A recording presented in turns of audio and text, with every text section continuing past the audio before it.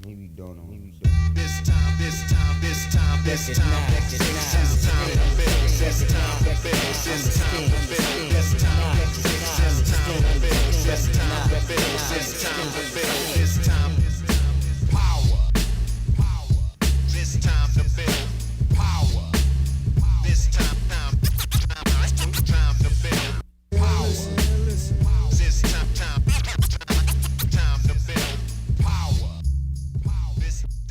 What's up, everybody? I am your host, Chris Hampton. Welcome to episode 57 of the Power Company Podcast, brought to you by PowerCompanyClimbing.com. I am back in Lander for a very brief period. It's been crazy busy here. Our tour went well. Nate and I toured around Missouri, and then we went to Asana in Idaho, and that was great. We'll be hitting the road again very soon, though. We'll be working with a youth team in Tampa. Then I've got 24 Hours of Horseshoe Hell, which I MC, Rocktoberfest, which I MC. Nate and I will be doing some coaching sessions in the Red. And then October 27th through 29th, I'll be in Salt Lake City speaking and coaching at the Climb Strong Performance Climbing Coach Seminar. And that's with Steve Bechtel, Neely Quinn, Tyler Nelson, Charlie Manganello. So if you guys want to sign up for that, that's going to be in Salt Lake. Again, October 27th through the 29th. You can do that at climbstrong.com. Hopefully I see you guys there.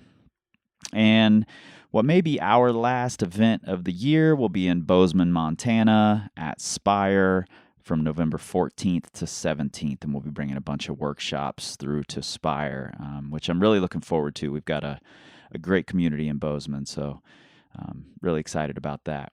And we appreciate all the support that we've gotten from everyone on the road thus far. You know, it means a lot to us to have this type of community who just steps up over and over again. It's really humbling. And while we're on the road, we've had really great success with our new applied body tension workshop. The accompanying ebook has been selling like crazy.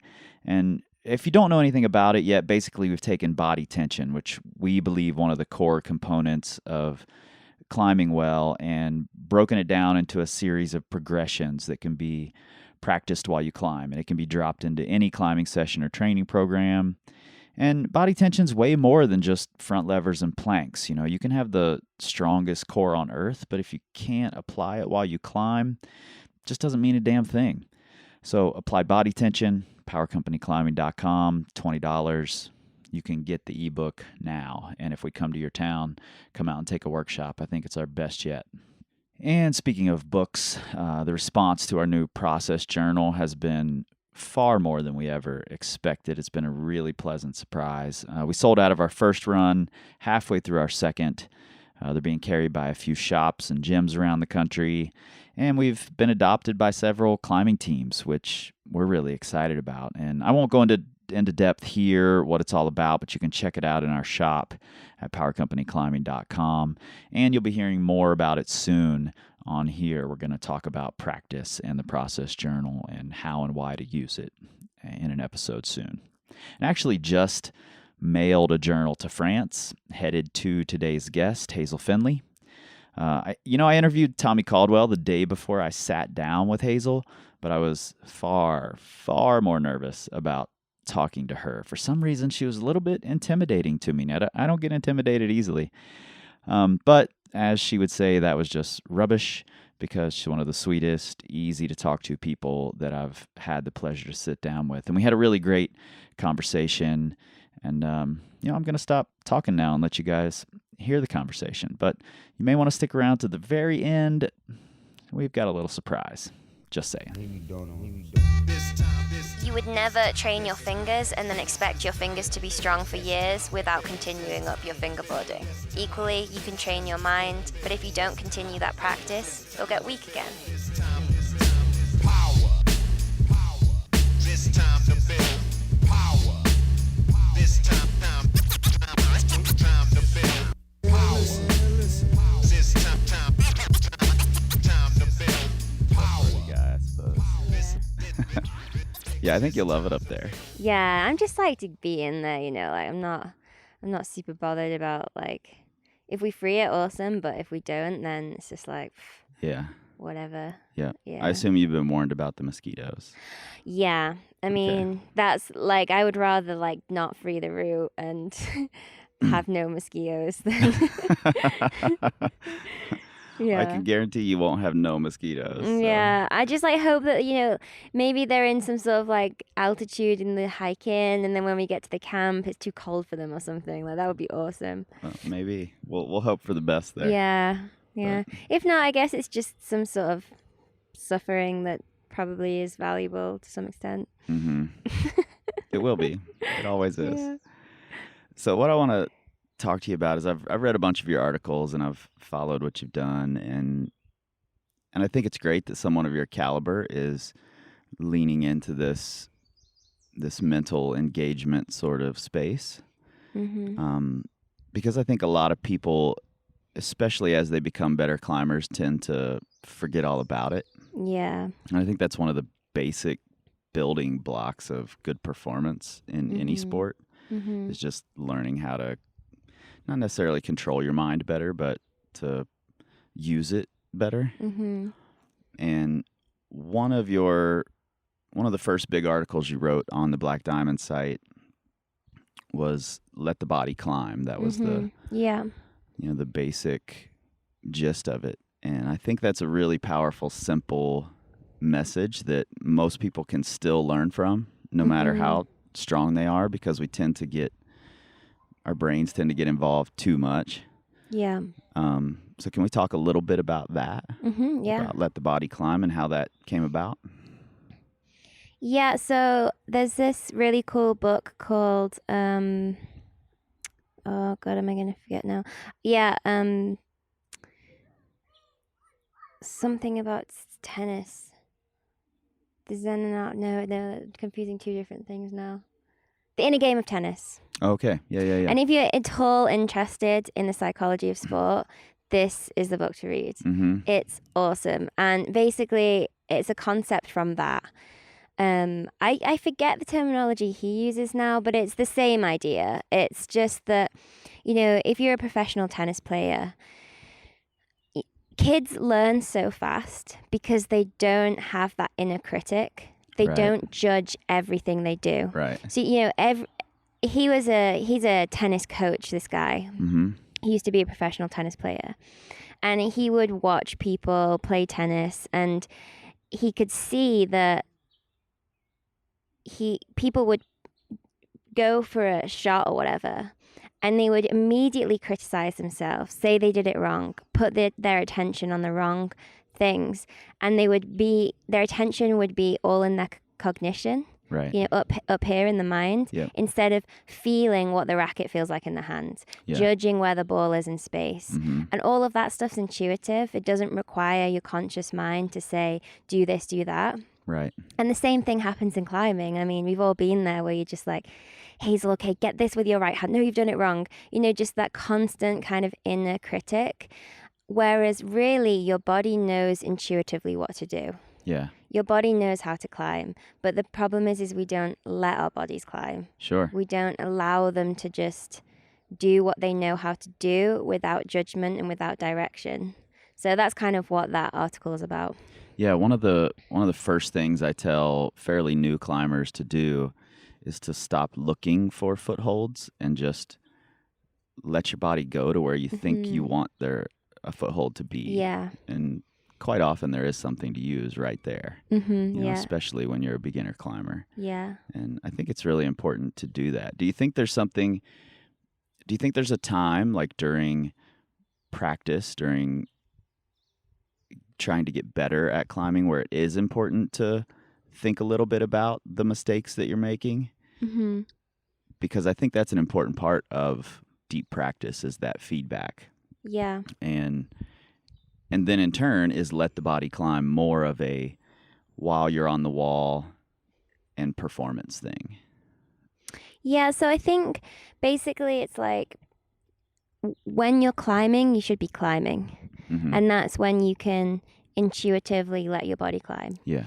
But maybe once you've fallen off, there's no reason why you can't do a self-analysis and kind of work out what maybe would have been better or Or, you know, if you're red pointing a route, there's no doubt you're going to have to kind of apply some sort of analysis to work out what's the best sequence or whatever. Right. But what happens with that a lot of the time is it comes with a value or a judgment, Sure.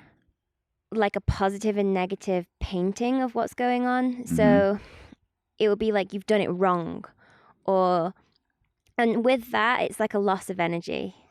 You know, and so that kind of analysis is important and it's a necessity, but there's a way of doing it which helps you learn, and there's a way of doing it that hinders learning.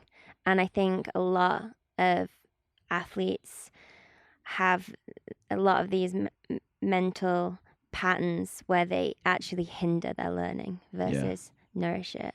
Yeah. Yeah. Yeah, I think you're right. Are there any tricks that you use? And I don't like using that word, but it seems to be the one that always ends up coming out. Anything you implement to get yourself into that right space? Because I assume that sometimes it's still difficult for you as well. I mean, we're human, right? Yeah. Yeah, to be honest, it's that kind of non-judgmental space. I guess I don't really have so many tricks. It's more you kind of embrace a mindset which takes a lot of practice. Right. But it's something which I feel like I'm on that path towards. And this is what's really hard for professional climbers and for people, high-end climbers, is kind of like adopting a not so bothered kind of an attitude. Right. You know, it's like when you're climbing, you try your absolute hardest, but always kind of remembering to stay earthed, I suppose, you know, like remain humble and remember that this is fun and remember that it's a light activity, and to not put too much weight and too much pressure and too much judgment on yourself and your ability, because all of that stuff it's just an energy suck, really. Yeah. So I think just like trying to remain grateful as well. You know, like I'm here at the crag today, I'm having fun, this is awesome, I'm so lucky to be here. Right. If you go to the crag with that kind of mentality, good things will come of your day. Even if you don't send your project, you'll learn. But if you go to the crag like, oh fuck, I need to send my project, I'm climbing shit right now, you know, it's you're lacking that gratitude to just sort of be there. And I think that's hard when you climb for 20 years and you're a professional climber to always have that. But if you switch your mindset to at least trying to cultivate a good mental attitude towards climbing, then you're on that road, and it's a good road. The problem is that too many people just stay with the physical realms of climbing. I need to fingerboard, I need to get fitter, I need this, I need that. And they forget about this whole other side of the sport. Yeah, I agree completely. I mean, I make my living writing those training programs. Yeah, okay. That's how it looks on the outside. But most of what I do, 90% of it is communication with the clients about their mindset and how they're approaching their projects or whatever it is that they're working toward. Yeah. And this is something we've been talking about a lot lately, that no matter how strong your fingers are, no matter how many pull-ups you can do, I don't care if you can hold a front lever for 3.5 minutes. If you don't have the right mindset when you get on a route, then you're just beating yourself before you even get off the ground. And, you know, no strength is going to overcome that. No. So yeah, it's totally right. There's something that you have this 5 or 6, I guess, points that you make in this Let the Body Climb article that you wrote. And the first thing that you like to do is ask yourself why. Mm-hmm. And I think on the surface, we could very easily just say, why do we climb? And that's this big existential question that no one knows exactly how to answer, you know? But I do think there's a lot of importance in asking yourself that question. So let's talk a little bit about that, because I think that's a good first place to go. Yeah. First off, when would you go to that question? At what point would you ask yourself why? I guess I wouldn't necessarily ask it in such general terms, maybe, but I think what that question leads you to is, where are your motivations? And I think that's what's important, and that's what you can ask yourself when you've got this big project going on, especially with projecting, because it requires a huge commitment of time and energy. Right. Versus, you don't necessarily need to say, okay, what are my motivations for just on-siting this route today? You're just going climbing. But, what are my motivations to do this goal that I've got? And I think as soon as you pick a big goal like that, it's really important to look inwards and say, what are my motivations here?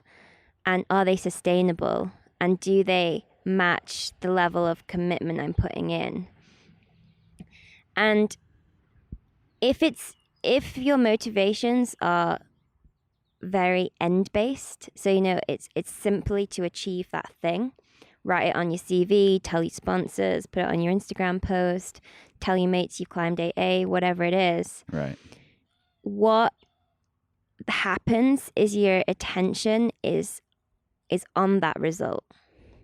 That's what you care about. That's what defines failure and success. And when that happens, there's, again, going back to this idea of you're hindering learning. So it's like, if your attention is, okay, I really want to do freerider in a day, because if I have that goal, I'm going to get way fitter. I'm going to have to be flowing way better on granite. If I can achieve that, then there's all these other things that I can do afterwards.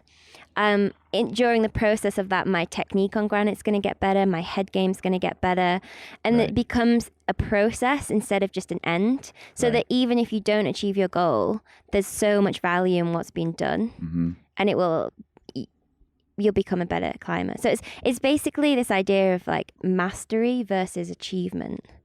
And I think that all of the athletes who kind of value mastery of the sport over just like end goal, generally they might not technically achieve as much on paper, but they're the ones that keep climbing until they're 70 or whatever, and they become like absolute dudes of the sport, and can climb on any different rock type and just love it. And I think that's super valuable. Yeah, and I think like you just mentioned, that they may not achieve as much on paper, and I think that a lot of people really want that. They really want to have a tick list, and I've seen people push toward checking off those boxes and making that their main focus. And initially that might work really well, but if you're not learning that process along the way, if you're not learning to love that process along the way, then eventually those check marks are going to slow down, and those people who learn to love the process are going to keep plodding along and keep checking boxes, long after you've burnt out or gotten injured or whatever it is, because your only focus is on, I need to send this new number. Yeah, totally. And I just talked to Tommy yesterday, and he said the exact same thing in almost the same words. All right, cool. That when you're 70, those are the guys who are still climbing that have learned to love the process. So I think it's a hugely important thing that maybe not enough people are attaching themselves to. During that process, do you have little mini goals that you can sort of check those boxes? I mean, do you create something like that in your head, or is it one big goal? Here's the process I need to do to get to it, and let's just get involved in that process and not worry about checking any boxes. Yeah, so I'm sort of notoriously bad at goal setting in general. Right. my weakness isn't that I don't goal set enough. In fact, the only route I've ever trained for was mind control. Which I think is kind of AC ironic I that did. your hardest route is called mind control. Yeah, it's cool. And that was mostly because of my shoulder, because I was recovering from a shoulder operation and I was just super weak and I needed some kind of structured training to get back. I couldn't just go rock climbing.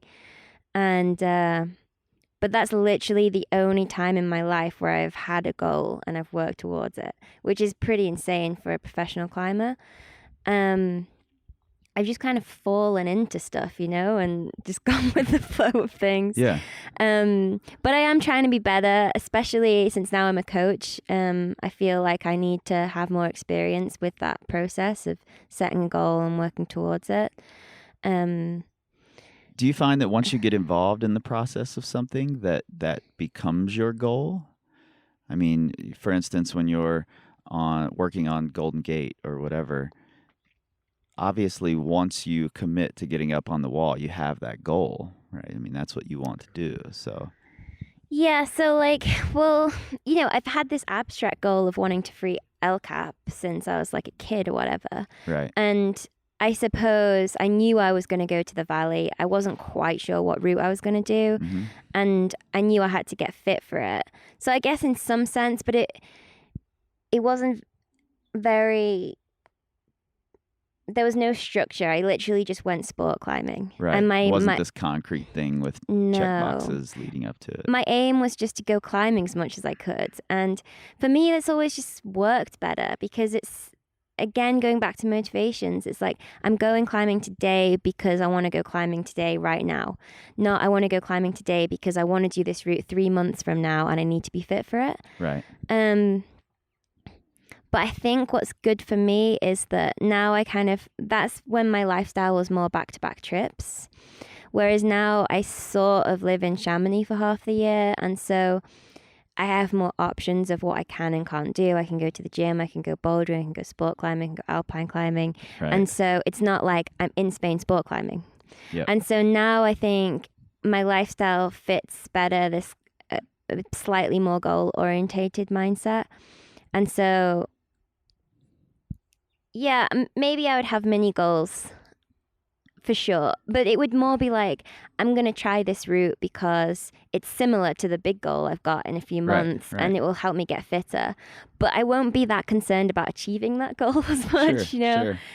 Yeah, you say you're bad at goal setting, but you've had this abstract goal of freeing El Cap for a long time and you kept it there and you dug so much into the process that you didn't even notice that was a big goal anymore, but you stuck to it. I think that maybe that doesn't look like the traditional model of goal setting, but I mean, maybe it's a really good way to do it.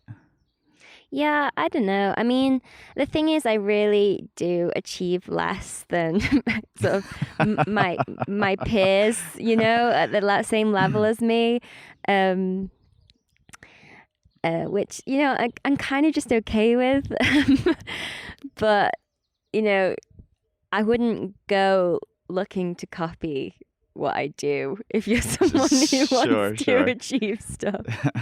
Well, it's something you fell into naturally. It's your natural rhythm. So, but I do think it's important that you're stepping out of that occasionally and trying to embrace and learn this other process of goal setting. Yeah, totally. And I'm not going to become super stressed about achieving stuff, but I definitely want to have a few more goals in the pipeline, I think. Be nice. Yeah.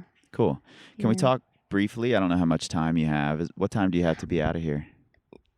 Like, we're good. We've only gone half an hour, haven't we? So I thought it would be like minimum an hour. Okay. That's what I was thinking. Okay, but, cool. I just didn't want to take up too much of your time. I know you're busy here.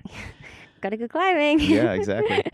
Can we talk about getting the senses involved? I think that's a unique approach that I could employ more. Some of it I've fallen into without even realizing I do it.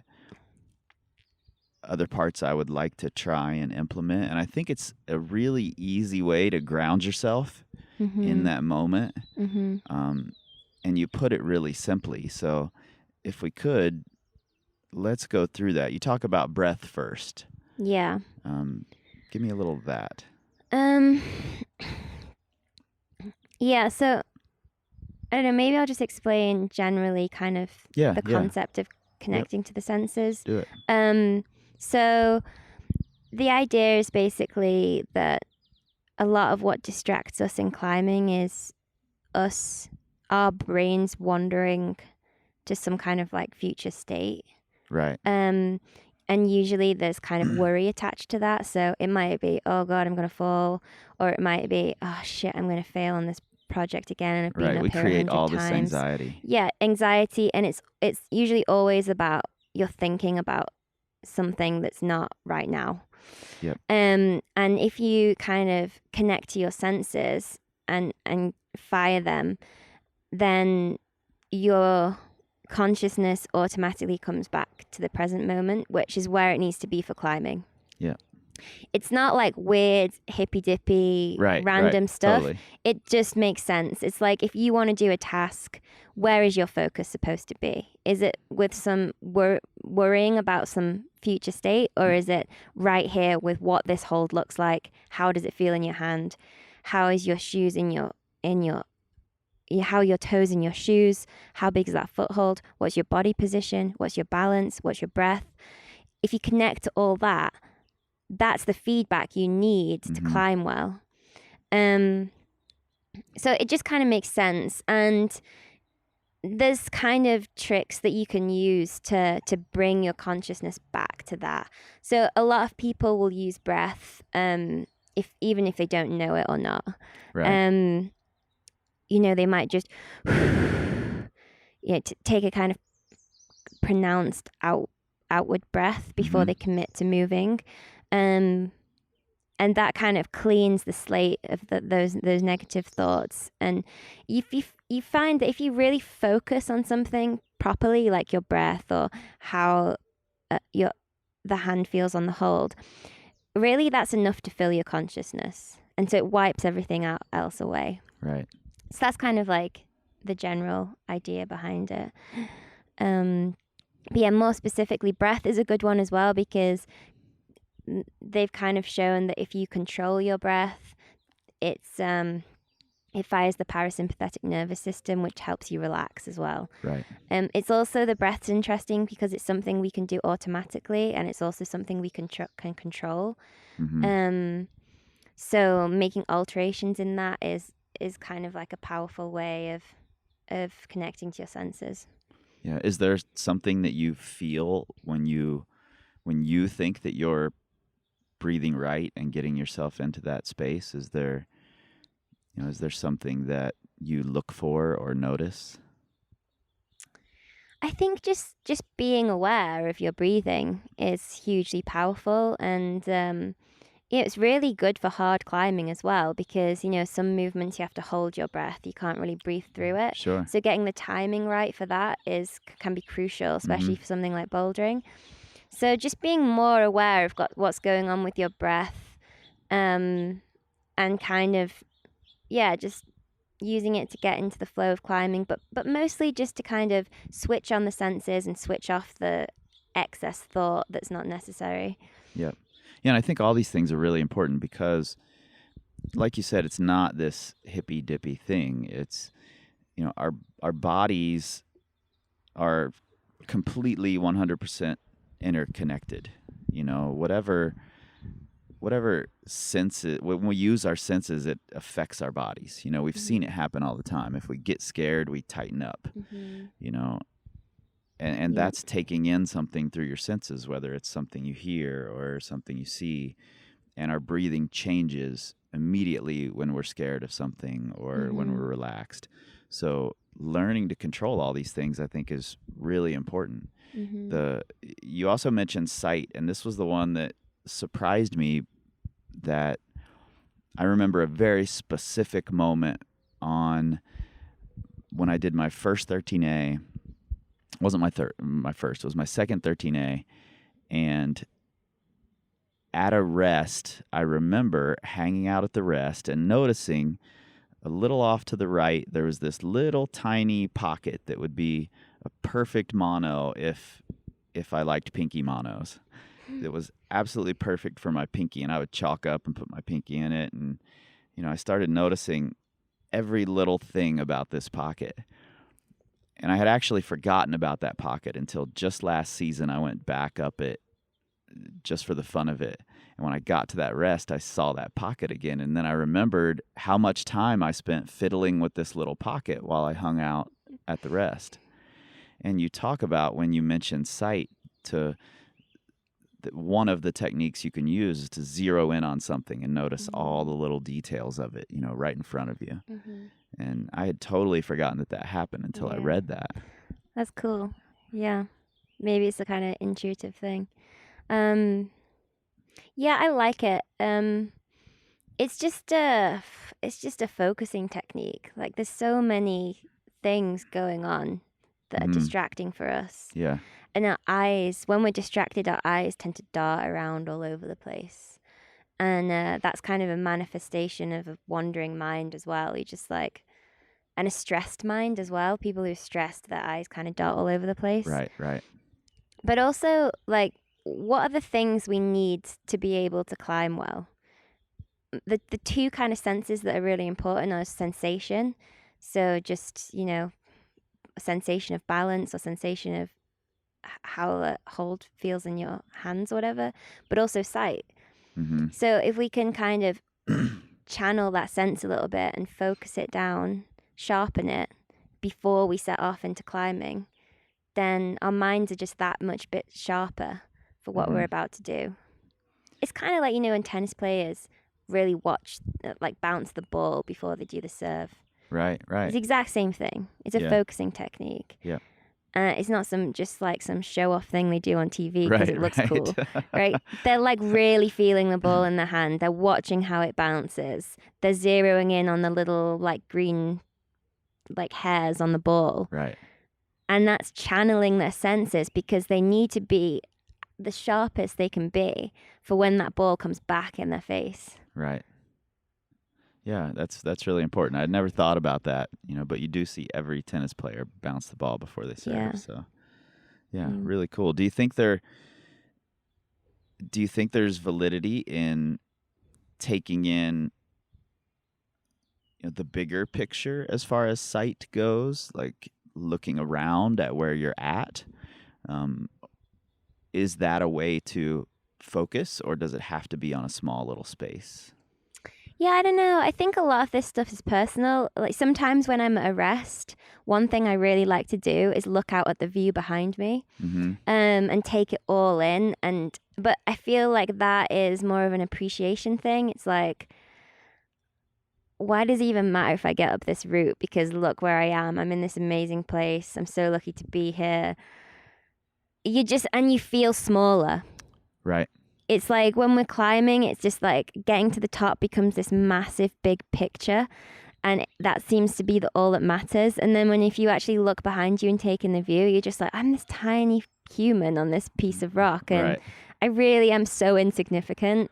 And I think that when you take that kind of gratitude in, and it's kind of humbles you a bit. So it's a different thing, I think. But yeah, it's interesting because even though I find that zeroing in on one spot helps me focus, you don't want to have the narrow vision that people have when they're stressed and they climb and they don't notice what's around them. Sure. I think so. That's important. I guess, it's kind of just being aware of both those things. But the idea is that if you zero in on the spot and you focus on your breath and you do all these techniques, that you shouldn't be stressed when you leave the rest. All of those things should help relax you. And if you're not stressed, you're likely to be more open to options, look around you. It's when you're in that stressed mindset of I need to send and I'm scared or whatever it is, that you tend to have the blinkers on, tunnel vision, Yeah, totally. And you mentioned sensation in there a few minutes ago. Let's talk a little bit about that. It's I think there are a lot of ways to say it, whether it's just awareness or, I don't know. think sensation is a cool way to say it that I probably never would have come up with on my own. So tell me a little about how you focus on that, how you use that. So yeah, it's just the same kind of technique as, like when you focus on your breath, you're just focusing on the sensation of breathing, like how it feels to breathe in, how it feels for your belly to press against your harness. You're just becoming aware of a particular sensation in your body. Mm-hmm. And for climbing, we need to be aware of various sensations in our body. So like our fingertips are pretty key. We need to know, exactly what these fingers feel like to know whether you can move off of it in a certain way. Right. And that doesn't mean focus on the pain necessarily. If a hold is really painful, that doesn't mean think about how bad it hurts. No. But maybe, it needs to dig into your index fingertip in a certain way and you get used to that sensation, right? And it's really hard to describe this stuff because we're describing all of this stuff using words. Sure. But when it happens, it's not like the words, oh, I need my fingertip to be a little bit more to the right. Right. Go through my mind. Right. It's instant feedback, right? Yeah. And that's what it is to be in flow. That's what it is to climb completely focused, is that the feedback from the senses is instantaneous. Yeah. It doesn't go through the filter of the mind, which judges the situation. Mm-hmm. It's like a rally car driver or whatever. He just reacts. Right. He doesn't go, oh, there's a bend turning coming around in a few meters. I'm going to put the Right. brake on in a couple of seconds and I'm going to put it in like half pad. No, it's completely intuitive. Sure. And a lot of sports demand that of you because they happen quicker. Mm-hmm. The problem with climbing is that it's so slow. Right. There's so much time for thought and deliberation. And a lot of people find that when they need to react, they climb at their best. Yep. And that's why like speed climbing and doing these exercises where you climb continuously can be really fun to do, because you realize that when you react, actually kind of amazing things can happen. And it's the deliberation that causes the kind of throws it all off. Yeah. Yeah, and that's what I do here. I like to dig into these nebulous, sort of hard to pin down topics and talk about them. So I appreciate how well you can put it into words. I think you do a really good job of this. When I was reading through these articles, I have this very distinct memory of when you start talking about smell, that you mention that if your sense of smell is rubbish, and I love that you use the word rubbish. It cracks me up when I read it. Americans- Now you use the word rubbish. It cracks me up when I read it. Americans Now I love want to the use reason. it all the time. So I've been looking forward to being able to say rubbish, because my sense of smell is rubbish. And you can use that sense as well. You can use smell, and you can listen and use your hearing as a way to pull yourself back in. Yeah. I think listening is a really big one for me personally, and not in the sense that I'm trying to hear everything that's going on, but for me, when I get into that state where I'm really approaching or in flow or in the zone, as some people might call it, or whatever it is, everything quiets down except for the voices I want to be able to pick out. I can hear my daughter yelling my name. I can hear my fiance. I can hear certain partners, and I don't hear anyone else. And so for me, and I don't know if it's because I have a background in making music or what it is, but that sense for me is probably the strongest while I'm climbing. I definitely have moments where I can remember hearing my breathing while I'm climbing, and that's the only thing I can hear. So like you just said a few minutes ago, that this is all personal. Yeah. And I think that's really important. Like we don't necessarily have to incorporate all 5 of these No. senses into every climb that we try. You know, if we find something that really works for us, that's what we should stick with. Is that fair to say? Totally, yeah. And making these things, you know, a lot of people, this stuff just doesn't gel with them.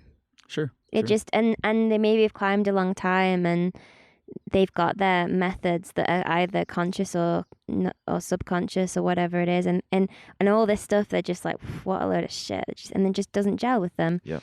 But if it does gel with you, then I think just playing with all of them and seeing what works for you Mm-hmm. and making them familiar. Because when you use this stuff quite a lot, it becomes like a little ritual, and it becomes, it's kind of like an old friend, or there's just like this kind of comforting familiarity to some of this stuff. Yeah. Comforting to just like, and what that feels like in your body is so personal to you. Mm-hmm. It's your consciousness, and I think it can be really powerful and really cool. And I think that just having fun with it, and like I hardly ever use the smell one. Sometimes Right. if I'm just like bored, I'll just be like, if it's somewhere that smells nice, If I'm bored, I'll just you know, yeah. Or whatever, or my smell's rubbish. So yeah, okay. You love saying that word, don't you? Or even like the sound one. If there's people at the crag, I tend to just not listen. right. But if it's like nice birds tweeting or whatever, it's really nice just to like listen to the birds for a bit. Yeah. And it's fun. Well, just recently I went down to the World Cup in Vail, Colorado, and I was talking to competitors about pressure and how they deal with it. And one of the younger competitors, a girl named Lily Canavan, had some of the best advice that, you know, she likes to have a pre-climb routine before she steps onto a boulder to pull herself into that present Yeah. moment. Do you have a routine? Is there something you like to do pre-climb? Yeah, I mean, Or when you get to a rest at a climb, do you have a routine? Is there... yeah, the rest, I definitely use all this stuff more on resting, and I'm actually being coached at the minute by this guy called Cameron, who works at the Flow Center, who's kind of doing all this research into flow and stuff. Yep. And we came up with this ritual together, but it's not working super well for me because I don't know about you, but you kind of just tend to chat to your belay a ton before you sit on the rock. Right. So I'm kind of always forgetting to do the one where, but if it's like a big climb or whatever, I might, so like I do this thing where I just like really kind of like think about how I'm tying my knot and start kind of connecting to my breath whilst I'm on the ground still. Mm-hmm. And then I also like to do this thing where I just feel what the chalk's like. Mm-hmm. Which is kind of useful too, because sometimes your chalk's a little bit damp, or you need to get more of it, or whatever it is. If you're in that moment and your chalk is a little bit damp, does that ever throw you off? Does it, or how do you get over that if it doesn't feel right and you can't make it feel right? Well, this is something I do when I'm still on the ground. So if it's really bad, I could probably do something about it. Yeah, just let me borrow your chalk because my chalk is rubbish. Yeah. If you've got rubbish chalk, it's not good. But like, yeah, stuff like that doesn't seem to affect me too much. But yeah, the resting thing is something I really like, because I like doing this kind of challenging resting where what happens with climbing is you're in flow, everything's, you're like super focused, and you get to a jug, and then all of the negative narrative, all the sounds rush back in, everything's and you start to feel heavy and worried, and you don't want to leave the rest. So what I like to do is like apply the same level of focus to my climbing as to my rest. Mm-hmm. So, you know, like real active resting. So how much weight is through my right toe right now? Right. How pumped is my right arm? Really focusing on getting my heart rate down. Like, is my heart rate back to kind of a normal level?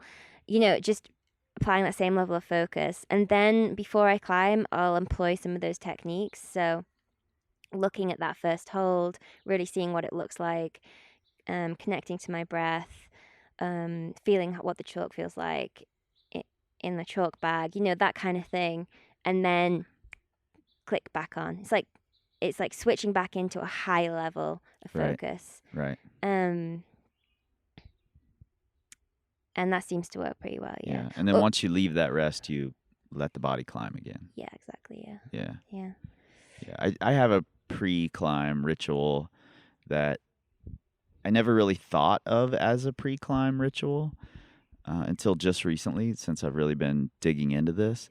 But I really like to, and this obviously doesn't work if I'm on something multi-pitch, but I really like to take my harness off and put it back on. I like to be putting my harness on right before I tie in, right before I go. Oh, cool. It just feels like suiting up to me. Yeah, Like getting prepared. Yeah, I like that. So if it's something difficult for me, I do it every time. If I'm climbing with new people around, they look at me like I'm really strange. Like, you just took that off.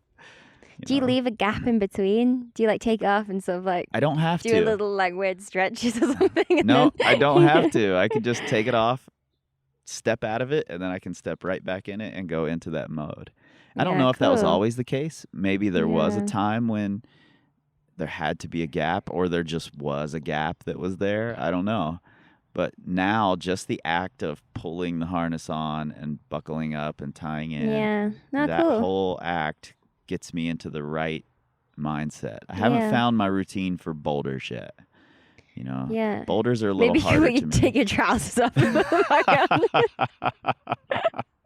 That'd be even weirder. I'll try that. You never know. It could work. Or your chalk bag? I suppose you don't really take your chalk bag bouldering a lot, do you? No. Yeah, I don't know. Yeah, it's tougher for me. Bouldering seems a little more frantic, like a lot more. It's faster. Yeah. So I have a harder time breathing and getting into that mode. I mean, you can just look at the first holds of the boulder problem and go, and then just do it. Yeah, I have a friend, a local guy who's one of the stronger climbers around here, and he's very good at. He takes several deep and very forceful exhale breaths before he steps on, and he can just explode the minute he's on the wall. Yeah. He goes from casual conversation to explode just like that, and I can't do that at all. So I haven't been able to, but I'm learning to. So yeah, I think I like the idea of having a ritual, especially at a rest. I think that's cool, and I think a lot of people forget that they can still be active while they're at that rest. And if it's a really easy rest, like you stood on a ledge or something, I probably just switch off and let my mind wander. Sure. But then switch it back on. Yeah, a lot of when I've just recently been experimenting with meditation, because I've heard so many successful people talk about using it. I wanted to see what it was all about. And that's something that I found really interesting about meditation is you don't try to keep your mind still. That's not what it's about. You just let your mind do what it's going to do. And you become essentially at peace with that, letting it wander around, and then you can bring it back when you need it. Yeah. So I think that's pretty big. You mentioned the flow state and working with the flow center. Mm-hmm. Tell me a little bit about that. Are there what can we do to better find that? Well, first off, what is the flow state? Mm-hmm. I know we could do a whole podcast on this, but what is it, and what can we do to help ourselves get into it? Are all these things helping you get there? Yeah, everything we've talked about helps you get into flow state for sure. And really kind of being in flow is the end goal of mental training. Accessing flow more easily is the end goal of mental training.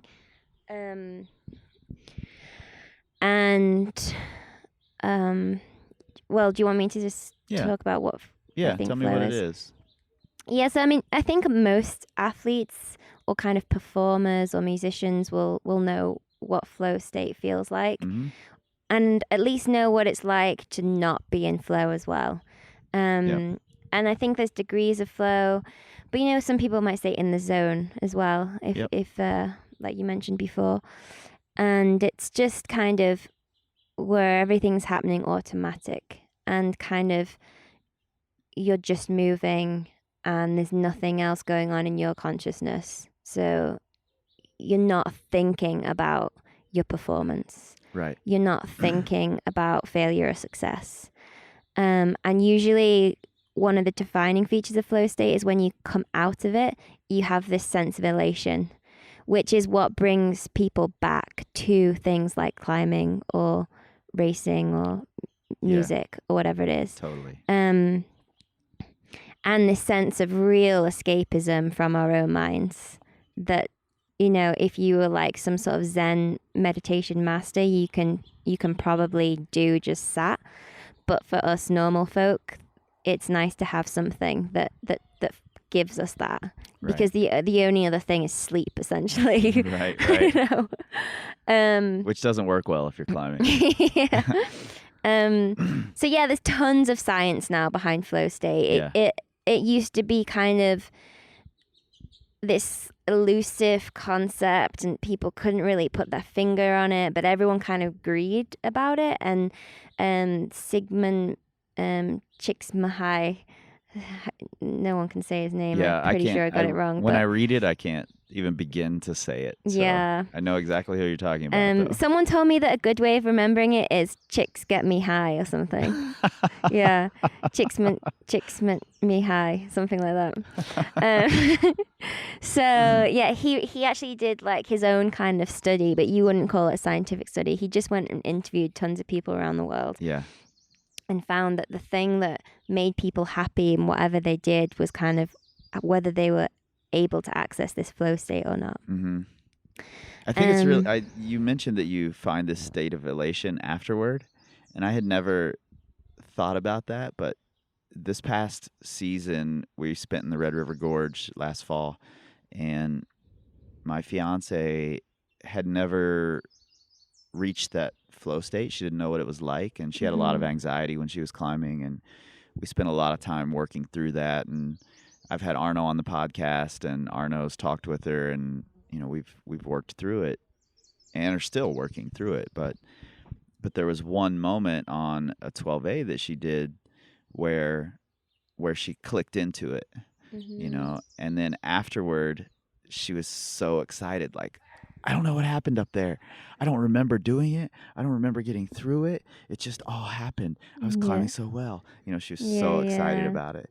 And that really was the moment where she decided, I want to get good at this. This is something I want to have happen more often. That's it right there. That's the life of climbing ahead of you, just on probably a 3-second moment. Yeah.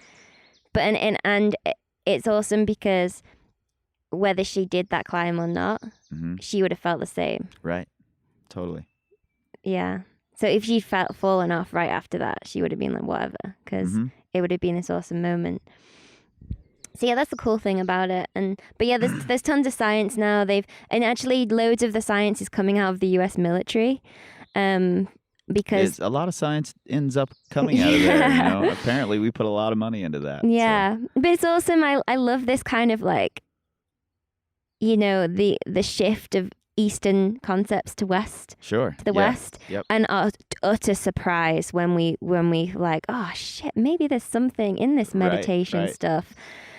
All these people have been doing it for thousands of years and living peacefully happy lives, but that's not evidence. But when we put the electrodes on their heads and we saw how well they could focus on their like business plan or whatever, then now it's worthwhile to us. Yeah. It's pretty funny. It really is. But so because a lot of the stuff in the military, getting snipers to be in flow or getting anyone in any kind of war situation, switching off that anxiety is just super effective. And there's loads of money in it now because the whole business realm is getting into this concept. You know, if you're a businessman in flow, the idea is that you can like work Monday, Tuesday and take the rest of the week off because you're that much more efficient with your time. Yep. So there's lots of interest in it right now, and it's finally filtering into climbing. Yeah. But it's absurd to me that, you know, all of our professional athletes and competitors, I mean, I don't know enough competitors, but no one's talking about it, no one's training it. Right. And it's really weird because, you know, you talk to a baseball player and they have a on-the-hand mental training coach Absolutely. there the whole time, and they're employing every trick in the book. Yeah. Absolutely. So, you know, we're just so behind the times in climbing. We are, and I think in part that's because there's been no money in it for a long time, and there's been a resistance to treating it like a sport, you know, because it is a lifestyle, and I appreciate that, but I can also appreciate the athletic part of it, you know. So, but it's interesting with the mental stuff because a lot of I mean, it depends what approach you have, but so much of that is about simple enjoyment as well. Yeah, absolutely. And not about performance goals. Yep. But they lead to performance goals, right? I mean, I think that's totally overall what we're talking about here. It's just part of the process. Yeah. So. And it's it is interesting to me because I feel like there is quite a bit of money now in in competitions and professional climbing. There's enough, and you know, people say they have kind of someone who's, you know, studied a bit of psychology or something to coach them, but there's no real there's just not enough happening, I don't think, and the culture isn't there for it, I suppose. Yeah. Well, I think it takes people like you to step up and start talking about it for that to happen. So I'm glad you're out there doing it. I just hope there's some people, you know, like the physical coaches and maybe the people more in that world, because people still, I think, see me as like a lifestyle trad climber because I am to a large extent. Sure. And so maybe they see me as someone who deals with like fall anxiety or something, and same with Arno maybe. Yep. Not this person is going to help me win this competition. Right. And this person is going to help me feel good at that competition or whatever it is. And I did actually coach a comp climber a little bit last year, and it was super fun. So I would like to see more people in that kind of world step up and fill that space. Yep. I agree because completely. people aren't really looking to me to do that, or to Arno, I don't think. Right. Maybe they will soon, but I think it's shifting in that direction, and I'm really happy to see it because I think we can all work together. You know, I started as just a physical coach, physical trainer, but I've always been interested in this side of it as well, and everything, the PT side, the strength side, the weightlifting, I want to know a little bit about all of it, and that's why I reach out to people like you and to Arno to talk about these things, because I want to know more, and I want to give it to the people who are looking to me for how to make their fingers stronger. Yeah, totally. I mean, if you're going to be a physical coach, you find this a lot in the normal world as well, because you find these people who are fitness coaches and life coaches. Right. Because a lot of the reasons why people can't just get fit themselves isn't because they're lacking, you know, all you have to do is go on the internet and get a training program. Right. Or just know that you should be going running 3 times a week and doing this, and this. But what they lack is the motivation and they have a bunch of mental obstacles. Right. So tons of fitness coaches are actually just life coaches to some extent, and I feel like that's what's happening with you as well. Yeah, that's a lot of what we do.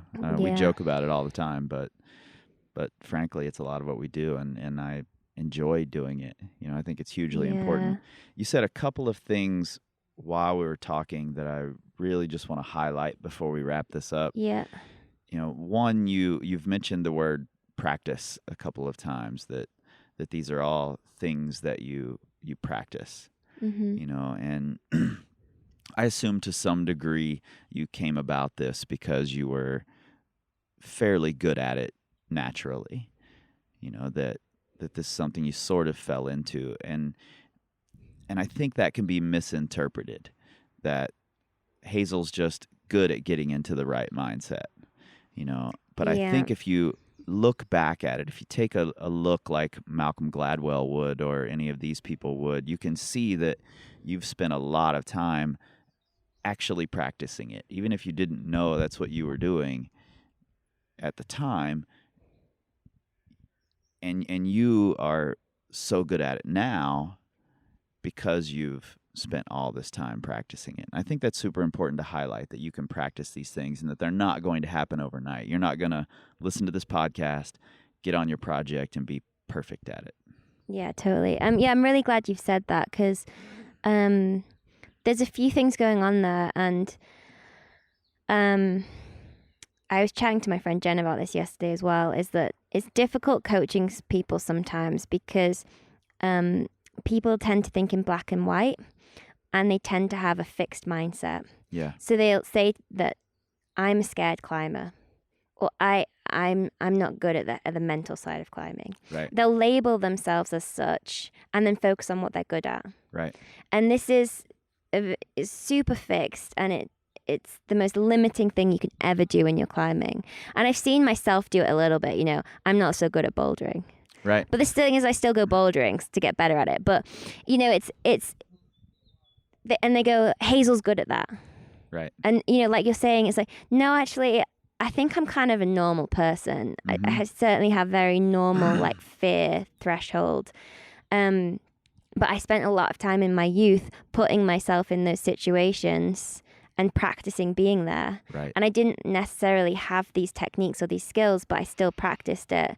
And I thought a lot about it, and I observed a lot of people. And you struggled through it. And I struggled, yeah. Yeah. And the idea is that we're always adopt a growth mindset about everything. You can always be better.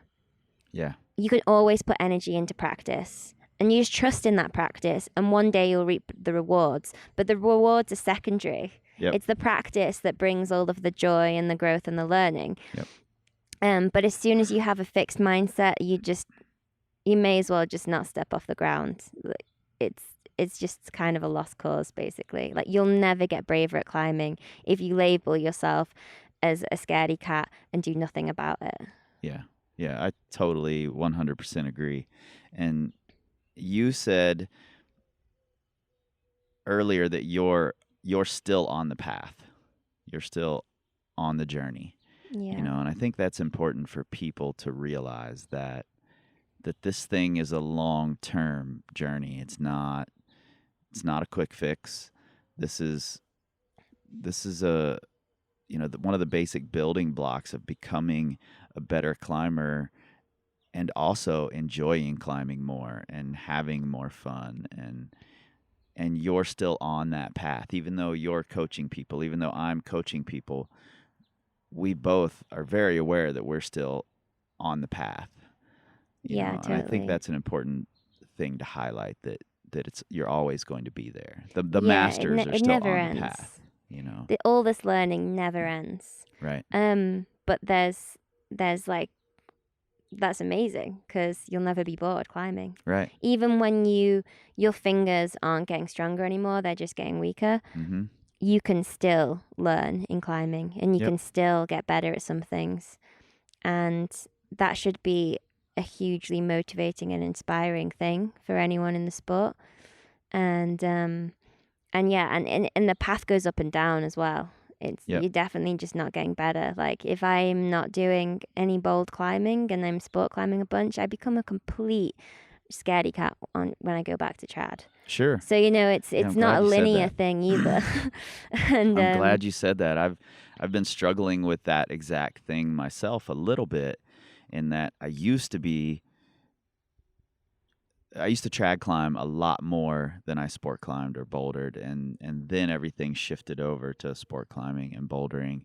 And when I was trad climbing a lot, I was mentally really good at it. I very rarely got scared. When I did get scared, it was for a reason, and I had ways to talk myself through those situations if it made sense to move through the situation. And I felt like I was in a really good place. And now when I go back to trad climbing, it's scary as hell. Yeah. And I know that I have to work my way back through that. So you can be in a really great place with something, and then if you don't continue to practice it, you're going to have to start from a lower spot, and that's totally okay. Yeah. You know? I think it's really good sometimes for people to use the same thinking that they use for their physical training and apply it to their mental training. Yeah, I agree. So, for example, you would never train your fingers and then expect your fingers to be strong for years without continuing up your fingerboarding. Yep. Equally, you can train your mind, but if you don't continue that practice, you'll get weak again, just like your muscles do. Yep. Equally, like if you train too hard, you'll break them. Same with the mind. If you push too hard and you go out taking like epic trad whippers when you've never really fallen at all before, Right. you'll break your mind. Right. And the other analogy I really like is if you read about fingerboarding, your fingers aren't going to get stronger. Right. Equally, if you just read about mental training, Right. your mind doesn't get stronger. Yep. You have to put your mind in that place where it gets stronger and train it, versus people think because it's in the mind, it's intellectual, and it doesn't work like that. Yeah, that's really important. No matter how much you just talk about it, you still have to go there. You still have to struggle a little bit. Yeah, totally. And practice. Yeah, exactly, yeah. Yeah. So I really appreciate you taking the time out to sit down and have this conversation, because I know these can be nebulous, and it's hard to pin this stuff down and put it away that people will listen to it. But I think you do a great job at that. So Cool, thanks a lot. No, it's been an interesting conversation. Yeah, thanks for inviting me. How can people find you online? Instagram is Hazel_Findlay, and Facebook's just my name, and I have a website as well. Just Google my name and you'll find it. So Okay. And they can reach out to you for coaching through there. Totally, yeah. They can email me about coaching, and I also have a little Facebook page as well for this kind of related stuff called Mindful Climbing, where I'm not super good at maintaining it, but there's some interesting stuff on there. Cool. Yeah. Awesome. I appreciate it, Hazel. Thanks. Cool. Thanks a lot. These ideas of flow and mental mastery are tough to completely digest sometimes, but Hazel's able to make it relatable and easy to follow, and I think that's really the hallmark of a great coach. So thanks again to Hazel for taking the time to sit down and talk with me. I know she was busy while she was here in Lander for the International Climbers Festival, and it was just a really fun conversation to me, so I appreciate it. And after she mentioned the book, The Inner Game of Tennis, in the beginning of our conversation, I asked her for a recommended reading list, and this month I'm giving that reading list to our patrons, along with a bonus episode from fan favorite Steve Bechtel. And if you aren't a patron already, you can join us at patreon.com/Power Company Podcast. And for as little as $1 a month, you'll get bonus episodes of the new We Scream Like Eagles podcast. And there are some rewards there depending on how much you're giving per month as well. So we hope to see you guys over there. And you can also see both Steve Bechtel and I in Salt Lake on October 27th through the 29th. We'll be doing the Performance Climbing Coach Seminar together, along with Neely Quinn, Tyler Nelson, Charlie Manganello. So check that out at climbstrong.com and sign up now. Bozeman, Montana, I will see you guys in November. And if you have not yet, check out our process journals and our new Applied Body Tension ebook. Between the two of them, they might be the most efficient way to ensure results from your climbing practice. And I'm not saying that lightly. I think it's true. Go find Hazel on the internets, hazelfindlay.com. Check out her Facebook group. Reach out to her for coaching if you need it. She's pretty great, and I imagine you'll see great results working with her. And you know where to find us, powercompanyclimbing.com, at Power Company Climbing on the Facebooks, the Pinterests, the Instagrams, but never, ever on the Twitters because... We don't tweet, we scream like eagles. Perfect. Maybe don't know. Maybe don't. This time, this time, this time, this time, this time to feel, this time to feel, this time to feel, this time to feel, this time to feel, this time to feel, this time to feel, this time power, this time to feel power, this time to feel power, this time to feel power.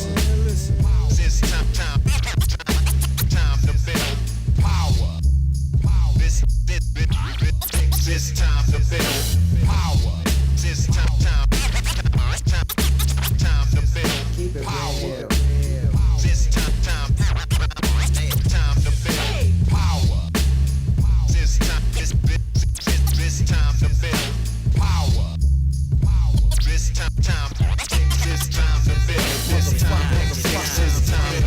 This time to feel. This time to feel.